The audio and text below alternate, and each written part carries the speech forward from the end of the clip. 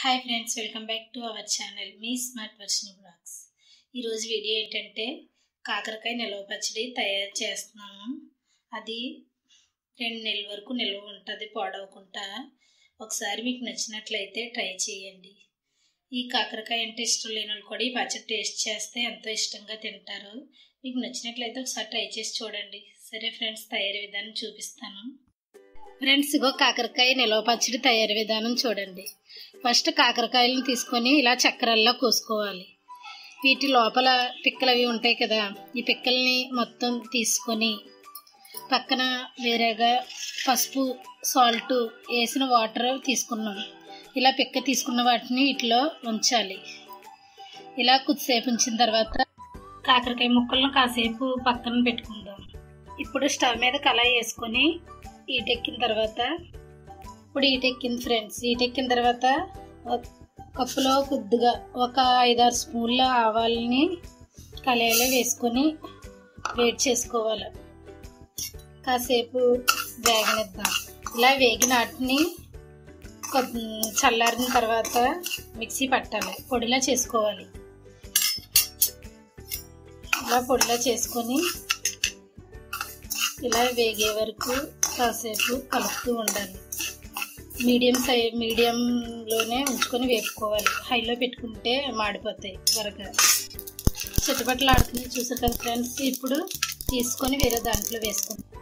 ఇప్పుడు వేరే దాంట్లోకి ఉడిపేసుకుంటున్నాం.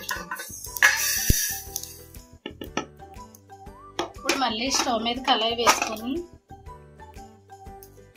మళ్ళీ కప్పులో సగం మెంతులు తీసుకొని ఇవి కూడా వేగించుకోవాలి. మళ్ళీ వేగే వరకు దోరగా వచ్చే వరకు వేగించుకుందాం మెంతులు. ఇలా వేయించుకున్న మెంతుల్ని ఆవాలు వేసుకున్న దాంట్లో వేసి 2 కలిపి మిక్సీలో పడదాం. ఇలా వంపుకున్న తర్వాత రెండిట్లని చల్లారిన తర్వాత మిక్సీలో పెట్టి పొడి చేయాలి. మళ్ళీ కళాయి వేసుకొని కాకరకాయ ముక్కలు ముందే పక్కన పెట్టుకున్నాం కదా, ఆ పెట్టుకున్న వాటిని మళ్ళీ ఈ ఆయిల్ పోసుకొని ఇటెక్కిన తర్వాత డీప్ ఫ్రై చేసుకుందాం. ఇలా వేసుకున్న ఆయిల్లో మరిగిన తర్వాత ముందుగా పక్కన పెట్టుకున్న కాకరకాయ ముక్కలను వేయించుకుందాం. ఫ్రెండ్స్, ఈ నూనె మరిగేలోపు వేరే గిన్నె తీసుకొని అందులో ఒక గిన్నె తీసుకొని అందులో కాస్త చింతపండు నానబెట్టుకున్నాం, పక్కన పెట్టుకున్నాను. ఫ్రెండ్స్, మేము 10 కాకరకాయలు తీసుకొని కట్ చేసాం. 10 కాకరకాయలు తగ్గట్టు చింతపండు నానబెట్టాం. మీరు దానికన్నా తక్కువ తీసుకుంటే ఇందులో సగం నానబెట్టుకుంటే సరిపడుతుంది. ఇలా నానబెట్టుకున్న చింతపండు అందాక పక్కన పెట్టుకుందాం.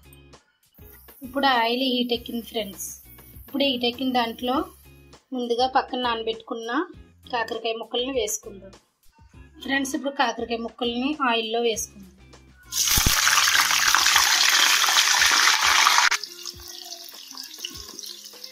ఇదిగో ఫ్రెండ్స్ వేసుకున్నాను. ఇలా వేసుకున్న తర్వాత మూత పెట్టుకొని కాసేపు వేగనిద్దాం. ఒకసారి మూత తీసి మళ్ళీ కలుపుకుందాం.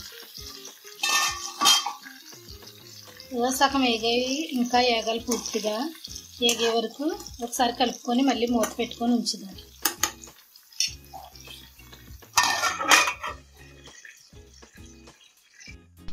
ఫ్రెండ్స్, ఈ పాలు మళ్ళీ తీసుకుందాం ప్లేటు. ఒకసారి కలుపుకుందాం. ఇదిగో ఫ్రెండ్స్ వేగాయి పూర్తిగా. ఇలా వేగిన తర్వాత వేరే దాంట్లోకి తీసుకుందాం. ఇదిగో ఫ్రెండ్స్ వేరే గిన్నెలోకి తీసుకుందాం.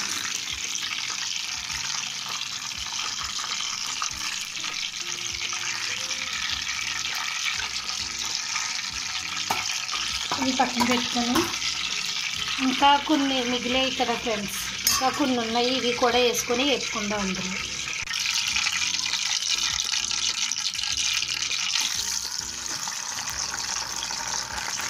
మిగతా వాటిని కూడా వేసుకొని వేయించుకోవాలి. ఒకసారి ఇలా కలుపుకొని మూత పెట్టి ఉంచుదాం. ఇప్పుడు వేరే కళాయి తీసుకొని స్టవ్ మీద పెట్టుకొని 1 కప్పు ఇందాక నానబెట్టుకున్న చింతపండుని చిక్కగా గుజ్జులో తీసుకోవాలి. ఇలా తీసుకున్న గుజ్జుని కళాయిలో కాసేపు ఉడికిందాం. ఇలా ఉడికే వరకు ఉంచాలి. ఇది ఎలా ఉడుకుతున్నప్పుడు సిమ్లో ఉంచుకొని ఇప్పుడు మిగతావి కూడా తీసుకొని పక్కన పెట్టుకుందాం. ఇప్పుడు పక్కన పెట్టుకున్న చింతపండు గుజ్జులో రుచికి సరిపడా సాల్ట్ వేసుకుందాం.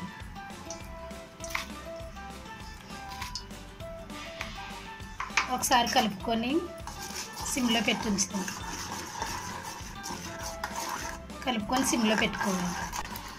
ఇలా చిక్కబడిన తర్వాత గ్యాస్ కట్టేసుకొని ఇది కూడా పక్కన పెట్టుకుందాం. ముందుగా వేయించుకున్న ఆవాలు మెంతుల్ని మిక్సీ పడదాం. ఇలా మిక్సీ పెట్టుకొని పౌడర్ చేసుకుందాం. మిక్సీ పెట్టిన మెంతులు ఆవాల పొడి, ఒక 4 ఎల్లుల్లిపాయలు తీసుకొని ఇలా కచ్చబచ్చ దంచుకొని పక్కన పెట్టుకుందాం. ఇలా పక్కన పెట్టుకున్న తర్వాత వేగిన కాకరకాయ ముక్కలు, కప్పులో సగం కారం పొడి, ఉడికించిన చింతపండు, కాకరకాయ ముక్కలు వేగించుకున్న తర్వాత మిగిలిన ఆయిల్ని చల్లార్చుకోవాలి. చింతపండు గుజ్జులో దంచిన వెల్లుల్లిపాయలు ఫస్ట్ వేసుకోవాలి. తర్వాత 2 స్పూన్లు మిక్సీ పట్టిన మెంతులు ఆవాల పౌడర్ వేసుకోవాలి.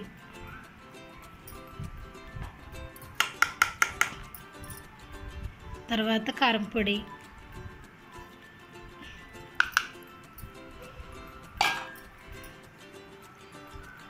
ముందుగా చల్లార్చుకున్న ఆయిల్ని కూడా వేసుకొని మొత్తం బాగా కలపాలి.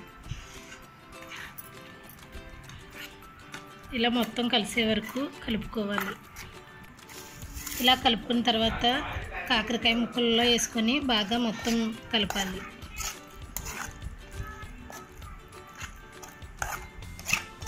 గ్రేవీ మొత్తం కాకరకాయ ముక్కల్లో వేసుకోవాలి.